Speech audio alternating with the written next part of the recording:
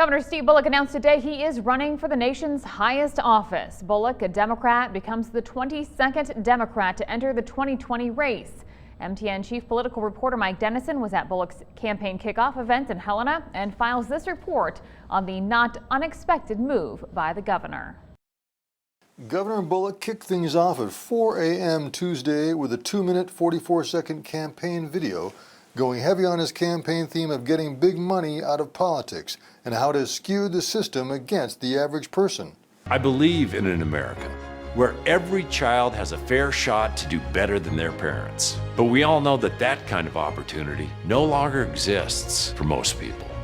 For far too many, it never has. That's why we need to defeat Donald Trump in 2020 and defeat the corrupt system that lets campaign money drown out the people's voice. He followed that up with an interview Tuesday morning with Montana reporters at his campaign headquarters in Helena, where he talked more about what brought him into the race.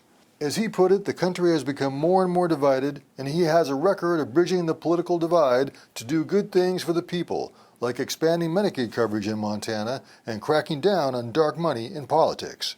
Then it was on to the big event of the day, meeting with students at his alma mater, Helena High, including his daughter, Caroline, and a scrum of national media. This morning, we released a video announcing that I was running for President of the United States in 2020. It's a pretty audacious goal for a B student who sat in these same seats that you actually are sitting in right now. The rest of this week, it's off to Iowa for Bullock, who campaigns Thursday, Friday, and Saturday in the state that holds the first presidential nominating caucus next February. Tuesday, however, was the easy part for Bullock. Now comes the hard part, trying to distinguish himself in a huge and experienced field of national-level political talent.